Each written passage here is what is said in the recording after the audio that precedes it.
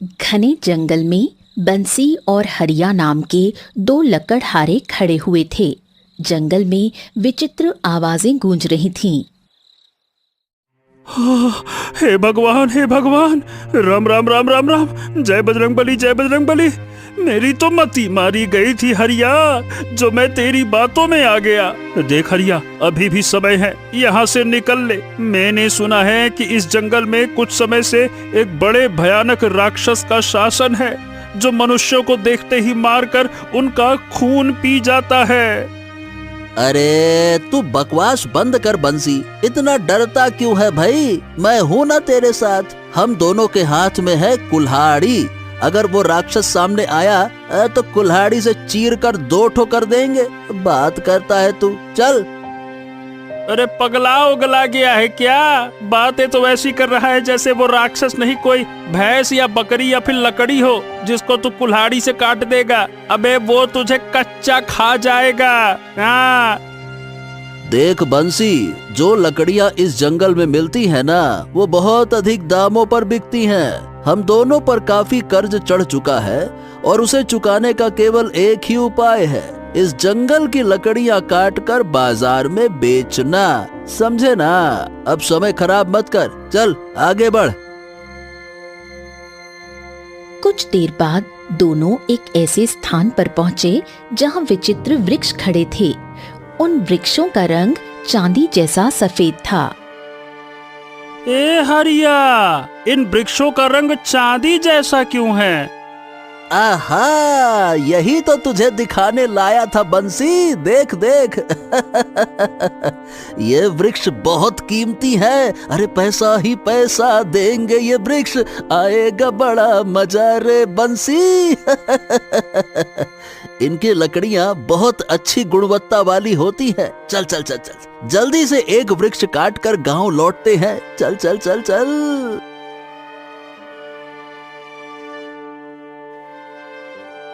अचानक एक विचित्र चीख गूंजी।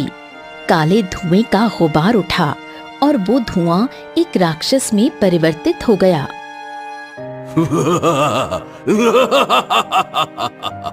तुम दोनों से बड़ा मूर्ख मैंने कहीं नहीं देखा। जब सबको पता है कि मैं यहाँ किसी को जीवित नहीं छोड़ता, फिर भी तुम लोग बेवकूफों की तरह मरने के लिए चले आए।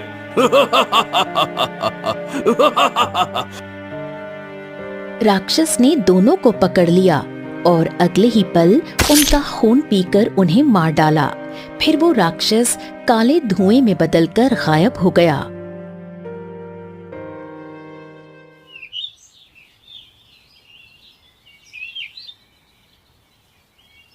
कुछ दिनों बाद चकियापुर गांव के नानक चाचा गांव की सीमा पर बैठे थे। तभी वहां रामलाल नाम का दूध वाला आ पहुंचा। नानक चाचा, इतनी चिंता में क्यों डूबे हो? अरे ओ दूध वाले, तुझे कुछ खबर भी है? हमारे गांव के दो लकड़हारे उस विचित्र जंगल में गए थे और वापस नहीं आए। अच्छा अच्छा अच्छा अच्छा अच्छा, तुम बंसी और हरिया की बात कर रहे हो। अरे सारे गांव में वो दोनों बड़े अय्याश लोगों के नाम से मशहूर थे। जितनी मेहनत से पैसा कमाते थे, सब अय्याशी में उड़ा देते थे। इसी वजह से उन दोनों पर कर्ज चढ़ गया था और उसे चुकाने के लिए चले गए वो विचित्र जंगल में। अच्छा, तू इतना विश्वास से कैसे कह सकता है कि वो कर्ज चुकाने के इरादे से जंगल गए थे? बता। अब चाचा ऐसा है कि जाने से एक दिन पहले मेरी बंसी से मुलाकात हुई थी। उसने बताया था कि हरिया उसे विचित्र जंगल में ले जाना चाहता है। वहाँ विचित्र वृक्ष होते हैं जिनकी लकड़ी बहुत अच्छे दामों पर बिकती है। अब मैंने उसे हालांकि मना किया था, लेकिन अब क्या कहें चाचा, कौन सुनता है। इतना कहकर रामलाल वहां से चला गया। नानक चाचा गहरी सोच में डूब गए। उसी गांव में शंकर नाम का एक लकड़हारा रहता था। इस समय वो अपनी पत्नी गौरी की बीमारी से परेशान था। शंकर अपने घर के आंगन में बैठा था। तभी उसकी 10 वर्षीय पुत्री चमकी वहां पहुंची।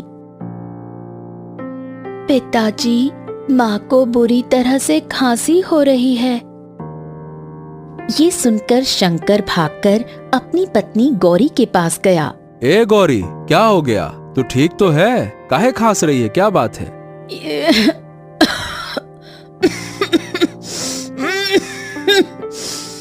लगता है ये बीमारी मेरी जान लेकर ही छोड़ेगी। हो, तू चिंता मत कर, तू चल मेरे साथ। मैं तुझे वैद्य जी के पास ले चलता हूँ और उनसे पूछूंगा कि जो जड़ी बूटियां वो दे रहे हैं वो असर क्यों नहीं कर रही हैं। चल आजा। इतना कहकर शंकर अपनी पत्नी को वैद्य की झोपड़ी में ले गया। राम राम वैद्य जी। वैद्य जी, इतने लंबे समय से मेरी पत्नी का इलाज कर रहे हैं आप, लेकिन वो ठीक क्यों नहीं हो रही है? देखो शंकर, तुम्हारी पत्नी का इलाज एक विशेष जड़ी बूटी से हो सकता है, पर वो दूसरे राज्य में मिलती है और वो जड़ी बूटी 10 सोने के सिक्के में खरीदी जा सकती है, समझे? ये सुनकर शंकर चौंक गया। क्या? पर वैद्य जी, आप तो जानते हैं कि अपनी पत्नी के इलाज में मैं तो कंगाल हो चुका हूँ। अब 10 सोने के सिक्के मैं कहाँ से लेकर आऊंगा? अब ये तुम्हें मैं कैसे बता सकता हूँ कि कहाँ से लाओगे? देखो भाई, तुम्हारी पत्नी की बीमारी का इलाज केवल उस जड़ी बूटी से ही संभव है। अभी जो जड़ी बूटी मैं दे रहा हूँ वो केवल तुम्हारी पत्नी की बीमारी को रोक रही है, पर वो अधिक लंबे समय तक असर नहीं करेगी, समझ गए? शंकर गहरी चिंता में डूब गया और अपनी पत्नी गौरी को लेकर अपने घर आया। पिताजी, माँ ठीक तो हो जाएंगी ना? हाँ, मेरी बेटी चमकी, तेरी माँ बिल्कुल ठीक हो जाएगी।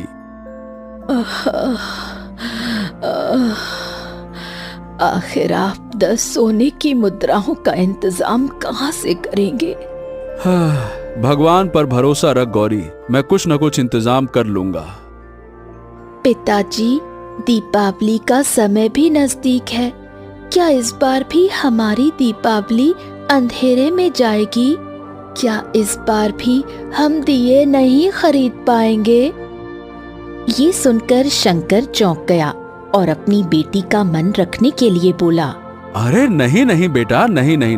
देखना बेटा, तुम्हारी माँ दीपावली से पहले स्वस्थ हो जाएंगी और हम पूरा घर दियों से भर देंगे, सजा डालेंगे, रंगोली भी बनाएंगे, है ना बेटा?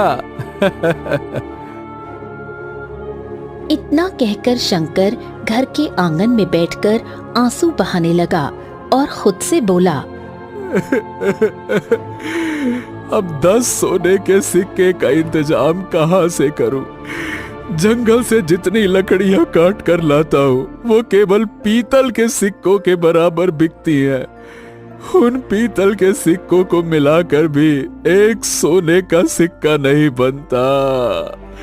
क्या करूं भगवान, क्या करूं? कुछ देर बाद उसके मन में एक ख्याल आया।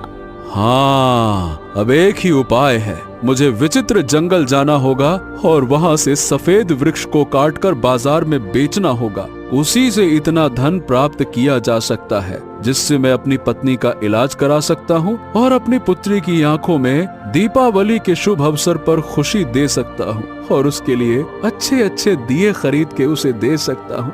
हाँ, ये सही रहेगा।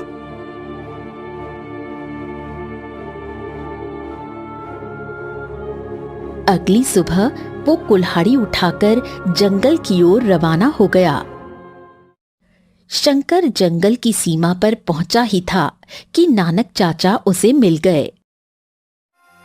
ए शंकर, ए भैया, कहाँ जा रहा है तू?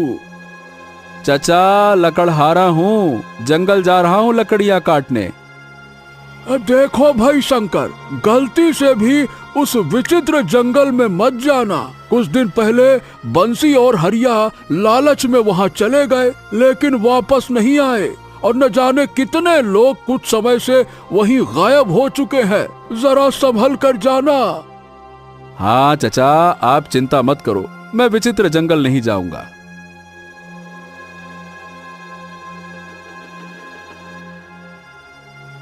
फिर भी वो बहुत दूर तक चला और अंततः विचित्र जंगल के बीच में खड़ा हुआ था, जहां चारों ओर सफेद रंग के वृक्ष लगे हुए थे। शंकर एक सफेद वृक्ष के पास गया। हाँ, जल्दी से इस वृक्ष की लकड़ियां काट लेता हूँ। तभी अचानक काला धुआं फैल गया और उस धुएं ने एक राक्षस की आकृति धारण कर ली।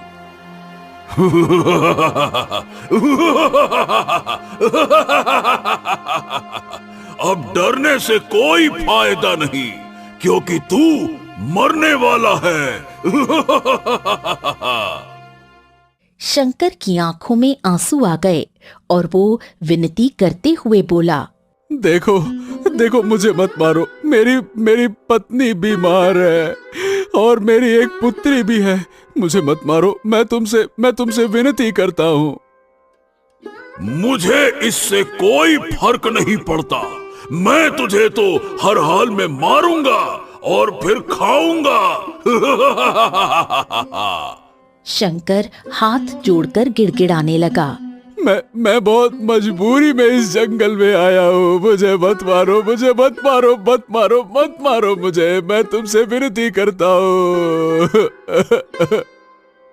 हर कोई यही कहता है, पर मैं जानता हूँ कि हर मनुष्य यहाँ लालच के इरादे से आता है। ठीक है, अगर तुम्हें मुझे मारना ही है तो मुझे कुछ समय दे दो। मुझे ये सफेद लकड़ियां काटने दो। मैं लकड़ियां बेचकर अपनी पत्नी का इलाज कराऊंगा और अपनी पुत्री को खुश देखने के लिए दीपावली पर घर सजा दूंगा। उसके बाद मैं यहाँ स्वयं वापस आ जाऊंगा और तुम मुझे मार देना, मेरा खून पी लेना। मैं मरने के लिए तैयार हूँ। बस ये मेरी आखिरी इच्छा पूरी कर दो, बस। ये सुनकर राक्षस कुछ क्षण शंकर को गौर से देखने लगा। तूने मुझे क्या मूर्ख समझा है क्या? कोई इतना ईमानदार नहीं होता कि मरने के लिए स्वयं तैयार हो जाए। देखो, अगर तुम राक्षस हो तो तुम्हारे पास जादुई शक्तियां भी तो होंगी। तुम अपनी जादुई शक्ति से मुझे परख सकते हो। मैं वचन देता हूँ कि मैं दीपावली के पास तुम्हारे सामने स्वयं आऊंगा और तब तुम मेरा खून पीकर अपनी प्यास बुझा लेना। लेकिन अभी मुझे जाने दो, बस। राक्षस ने शंकर की आंखों के आंसू देखे और कुछ देर सोचने के बाद कहा, ठीक है, तू पहला मनुष्य है जो इतने विश्वास के साथ बोल रहा है। चल ठीक है, मैं तुझे एक मौका देता हूँ, पर याद रखना, दीपावली के बाद तुम्हें यहाँ स्वयं आना होगा। हाँ, धन्यवाद। अब मैं वृक्ष की लकड़ियाँ काट सकता हूँ? हाँ, काट सकता है। वैसे भी तेरे पास दीपावली तक का ही समय है।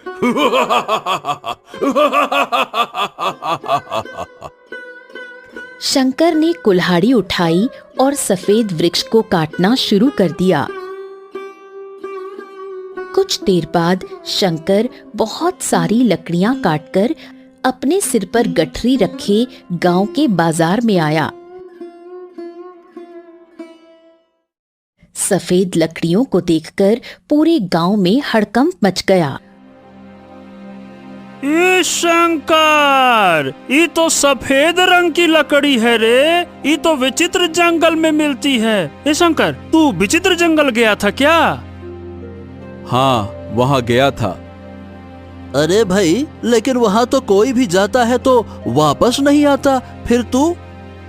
लेकिन मैं वापस आ गया। कुछ ही देर में शंकर की लकड़ियां 20 सोने के सिक्कों में बिक गईं। शंकर घर की ओर लौट रहा था कि तभी नानक चाचा दौड़ते हुए उसके पास आए। ए शंकर, ए शंकर, ए शंकर, मेरी बात सुन। पूरे गांव में चर्चा है कि तू विचित्र जंगल गया था और वहाँ से सफेद लकड़ी लेकर आया है। हाँ नानक चाचा, बात सच है। अरे लेकिन शंकर, उस जंगल में जो भी जाता है वापस नहीं आता। वहाँ एक राक्षस रहता है जो लोगों को मार देता है। उसने तुम्हें नुकसान नहीं पहुँचाया क्या? ऐसा कैसे हो सकता है?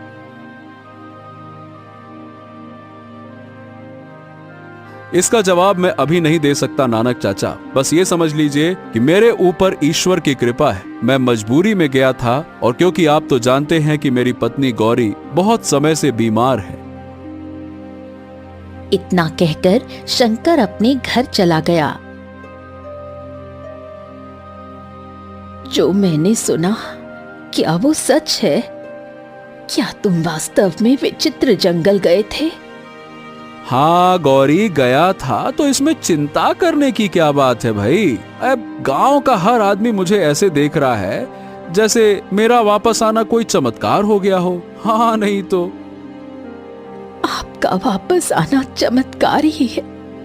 ये तो ईश्वर की कृपा है कि आपको कुछ नहीं हुआ। वहां तो एक राक्षस का शासन है जो किसी को जीवित नहीं छोड़ता। अब आप वचन दीजिए कि आप दोबारा उस जंगल में नहीं जाएंगे। शंकर ने फीकी मुस्कान के साथ अपनी पत्नी की ओर देखा। ए गौरी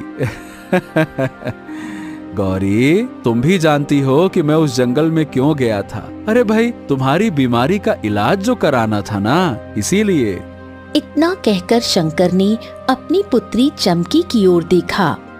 और मेरी बेटी की इच्छा थी कि इस दिवाली हमारा घर दियों से सजे, इसीलिए तो गया था।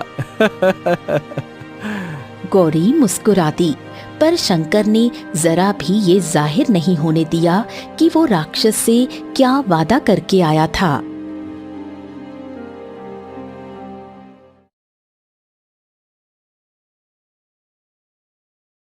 अगले दिन शंकर राज्य गया और वो जड़ी बूटी खरीदकर वैद्य के पास पहुंचा। वैद्य जी, ये रही वो जड़ी बूटी, लीजिए। बहुत अच्छा, बहुत अच्छा।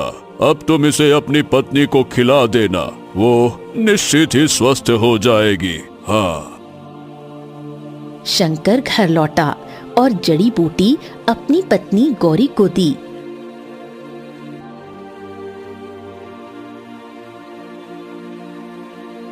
अगले दिन गौरी ने शंकर से कहा, शंकर, मुझे ऐसा लग रहा है जैसे मेरी बीमारी ठीक हो रही है। हाँ अच्छा गौरी, चलो एक बार फिर वैद्य जी के पास चलते हैं ताकि निश्चिंत हो जाए कि अब तुम ठीक हो। चलो। शंकर गौरी को लेकर वैद्य के पास गया। वैद्य ने गौरी की जांच की और मुस्कुराते हुए कहा, शंकर भाई, तुम्हारी पत्नी तो पूरी तरह से स्वस्थ है। अब इसकी बीमारी समाप्त हो चुकी है। शाबाश शाबाश। ये सुनकर शंकर खुशी से अपनी पत्नी को घर ले आया। पिताजी, दीपावली को केवल 5 दिन रह गए हैं। चिंता मत कर बेटा, मैं तेरे लिए राज्य से बहुत अच्छे दिए खरीद कर लाऊंगा। तभी एक सैनिक वहां पहुंचा। क्यों भाई, तुम्हारा नाम ही शंकर है ना? हाँ, मैं ही शंकर हूँ, कहिए। और तुम लकड़हारे हो ना? हाँ, मैं लकड़हारा हूँ। आप ऐसा क्यों पूछ रहे हैं? भाई, महाराज ने तुमको इसी समय तुरंत बुलवाया है। क्या? महाराज ने? लेकिन क्यों? मैंने क्या किया? अब इसका उत्तर तो महाराज ही दे सकते हैं। चलो, तुम्हें तुरंत मेरे साथ चलना होगा। अरे चलो भाई, चलो चलो। शंकर ने अपनी पत्नी और बेटी की ओर देखा और सैनिक के साथ चल पड़ा।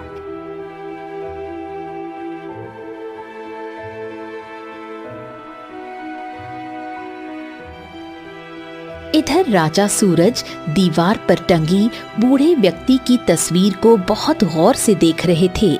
तभी उनका मंत्री पहुंचा। महाराज, मैं आपका दुख समझ सकता हूँ। आपके पिता के जाने का जो अफसोस है वो मुझे भी है, क्योंकि उन्होंने ही मुझे मंत्री नियुक्त किया था।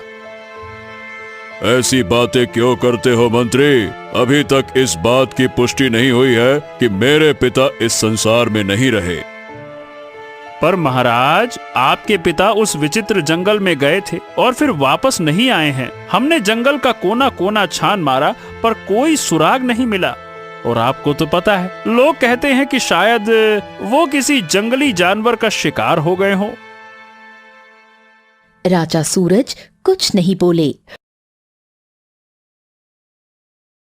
और चुपचाप अपने राज दरबार में बैठ गए। उसी क्षण सैनिक शंकर को लेकर वहां पहुंचा। महाराज, मैं शंकर को लेकर आ गया। तो क्या तुम ही हो वो लकड़हारे जो विचित्र जंगल में गया था और वहाँ से सफेद वृक्ष की लकड़ी काट लाया था? क्यों, तुम ही हो ना? हाँ हाँ हाँ महाराज, मैं ही हूँ जो वहाँ गया था। सुना है कि वहाँ पर कुछ समय से एक राक्षस का शासन है जो लोगों को मार देता है। तुम वहाँ से कैसे बचकर आ गए? राक्षस ने तुम्हें क्यों नहीं मारा? महाराज, सही बताऊं, बहुत डर लगा था जब मैं लकड़ियां काट रहा था, लेकिन मैंने जल्दी से लकड़ियां काटी और लेकर जो दौड़ लगाई कि फिर पीछे पलटकर ही नहीं देखा। राजा सूरज ने शंकर को गहराई से देखा। यानी शायद ईश्वर की कृपा रही होगी। अच्छा, मेरी बात ध्यान से सुनो। मेरे पिताजी की इच्छा थी कि विचित्र जंगल की सफेद लकड़ी से एक सिंहासन बनवाया जाए। पिछले साल वो दीपावली के मौके पर उसी जंगल गए थे और फिर वापस नहीं आए। मैं उनके सपने को पूरा करना चाहता हूँ, तो तुम एक काम करो, दोबारा वहाँ जाओ और जितनी लकड़ियाँ ला सकते हो लेकर आओ। मैं अपने महल के लिए एक सुंदर सिंहासन बनवाना चाहता हूँ और तुम्हें इस काम के लिए 50,000 सोने के सिक्के भी दूंगा। ये सुनकर शंकर चौंक गया। 50,000 सोने के सिक्के? दीपावली के बाद तो मुझे राक्षस के पास जाना होगा। अगर ये इनाम मिल गया तो मेरी पत्नी और बेटी को किसी पर निर्भर नहीं रहना पड़ेगा। हाँ, महाराज, आपको जितनी भी लकड़ियाँ चाहिए मैं एक ही बार में ला दूंगा, बस लाने की व्यवस्था करवा दीजिए। ठीक है, मैं 3 बैलगाड़ियों का इंतजाम करवा दूंगा। तुम इन 3 बैलगाड़ियों के साथ अभी रवाना हो जाओ। जब तुम उन बैलगाड़ियों में सफेद लकड़ी भरकर लाओगे तो मैं तुम्हें 50,000 सोने के सिक्के दे दूंगा। जाओ। राजा सूरज ने तुरंत बैलगाड़ियों का इंतजाम कराया और कुछ ही समय में शंकर उन बैलगाड़ियों को लेकर विचित्र जंगल की ओर रवाना हो गया। शंकर उसी स्थान पर पहुंचा जहां पिछली बार आया था। वहां काला धुआं फैला और एक राक्षस प्रकट हुआ।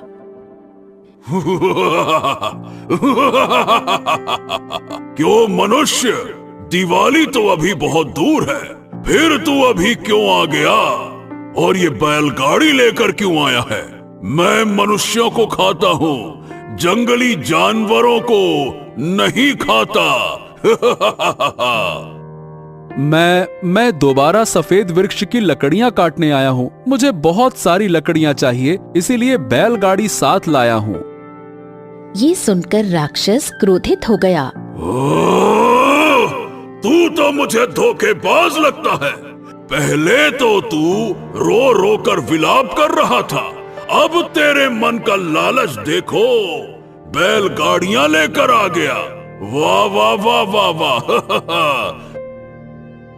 शंकर ईमानदारी से सारी घटना राक्षस को बताते हुए बोला, नहीं नहीं नहीं नहीं नहीं, मैं अपने वचन पर कायम हूँ। दीपावली के बाद तुम मेरा खून पी लेना। बस अभी मुझे इतना समय दे दो कि मैं अपने परिवार के लिए धन जुटा लूं। दीपावली के बाद स्वयं वापस आकर अपना वचन पूरा करूंगा, चिंता मत करो। ठीक है, तू पहला मनुष्य है जो इतने विश्वास के साथ बोल रहा है। मैं तुझे एक और मौका देता हूँ, जा ले जा। शंकर लकड़ियां काटने लगा। कुछ समय बाद वो थक गया और राक्षस से बोला, अच्छा, क्या तुम मेरी सहायता कर सकते हो? कैसी सहायता? ये 3 बैलगाड़ियां इतनी जल्दी भरना बड़ा कठिन है, थोड़ा मदद कर दो। मैं इतनी जल्दी इतने पेड़ नहीं काट सकता, थोड़ा मदद कर दो ना। राक्षस ने तुरंत हाथ हिलाया और 2-3 वृक्ष उखाड़कर तीनों बैलगाड़ियों पर रख दिए। जा, तेरा काम आसान हो गया। याद रखना, दीपावली के बाद तुझे वापस आना है। मैं इंतजार करूंगा।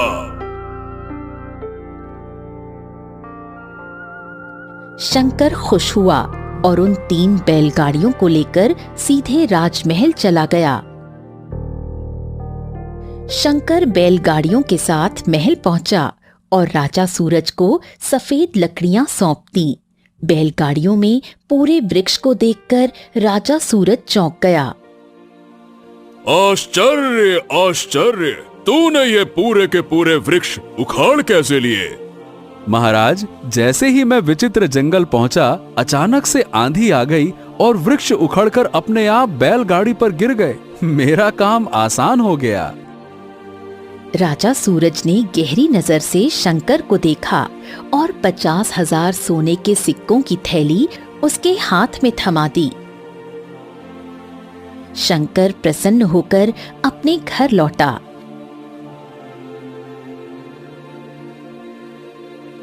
शंकर ने पूरी घटना गौरी को बताई और उसने वो थैली अपनी पत्नी गौरी के हाथों में रख दी। अरे गौरी, देखो देखो देखो! ईश्वर ने हमें धनवान बना दिया, ये देखो। हे भगवान, आपने दोबारा उस जंगल में जाने की हिम्मत कैसे की? आखिर क्या जरूरत थी? 50,000 सोने के सिक्के कमाने में पूरी जिंदगी निकल जाती, तब भी हम कमा नहीं पाते। वचन दो कि अब कभी उस जंगल में नहीं जाओगे। शंकर हल्की मुस्कुराहट के साथ चुप रहा। तभी उनकी पुत्री चमकी मुस्कुराते हुए दौड़ कर आई। पिताजी, अब तो हम बहुत धनवान हो गए। हाँ मेरी गुड़िया, हाँ। समय यूं ही बीतता गया और दीपावली का दिन आ गया।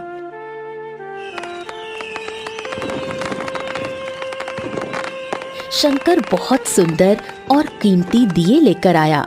गौरी और चमकी ने घर को दियों से सजा दिया।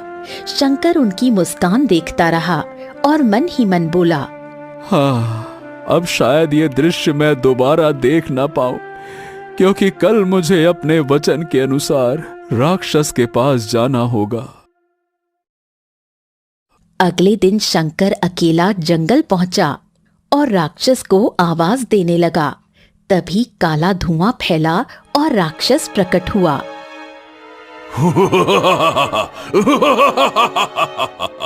मुझे विश्वास नहीं हो रहा कि तू खुद चल कर आ गया। मुझे लगा था कि तू तो कभी नहीं आएगा। मैंने वचन दिया था और मैं अपने वचन पर कायम रहता हूँ, इसीलिए मैं आ गया। वाकई वाकई तू सबसे ईमानदार मनुष्य निकला। आज तक मैंने तेरे जैसा कोई मनुष्य नहीं देखा। बहुत अच्छे। जैसे ही राक्षस शंकर को पकड़ने के लिए आगे बढ़ा, एक तेज धमाका हुआ और राक्षस रंग बिरंगी किरणों में बदलकर एक बूढ़े राजा में परिवर्तित हो गया। हाँ, आप कौन हैं? आखिरकार तुमने मुझे श्राप से मुक्त कर दिया बेटे। श्राप से? मैं कुछ समझ नहीं पा रहा हूँ। ये आखिरकार हो क्या रहा है? क्या हुआ ये सब? तभी रंग बिरंगी रोशनी के बीच एक साधु प्रकट हुआ। मैं समझाता हूँ, तुम्हारे सामने जो बूढ़ा व्यक्ति है ये कोई और नहीं बल्कि राजा विक्रम के पिता राजा भैरव है। कुछ समय पहले ये विचित्र जंगल में सफेद वृक्ष काटने आए थे। इनके सैनिक इधर उधर निकल गए और ये अकेले एक पीपल के पेड़ तक पहुंचे। उस वृक्ष के नीचे मैं वर्षों से तपस्या कर रहा था। साधु की आंखों में चमक थी। राजा भैरव घमंड में चूर था। उन्होंने क्रोध में आकर मेरी तपस्या भंग कर दी। फिर बोले कि उन्हें इस वृक्ष की लकड़ी चाहिए। मैंने कहा कि ये वृक्ष देवताओं का स्थान है, इसकी लकड़ी काटी नहीं जा सकती, पर उन्होंने मेरी बात ना मानी। तभी पीपल देवता प्रकट हुए और राजा भैरव को राक्षस बनने का श्राप दे दिया। ओ, तो क्या महाराज को ये सब याद नहीं था? नहीं बेटे नहीं। राक्षस बनने के बाद मुझे अपने पिछले जीवन की कोई स्मृति याद नहीं रही। जब तक तू नहीं आया मैं बस अंधकार में था। मुझे मेरे कर्मों की सजा मिली। पर मुझे सबसे अधिक अफसोस इस बात का है कि मैंने राक्षस के रूप में निर्दोष लोगों की हत्याएं की। तभी पीपल देवता प्रकट हो गए। तुम चिंता मत करो। जिन लोगों की तुमने हत्याएं की वो सब लालच से भरे हुए मनुष्य थे। ऐसे लोगों को इस संसार में रहने का कोई अधिकार नहीं था। अब मैं पुनः अपनी तपस्या करने जा रहा हूँ। साधु वहां से चला गया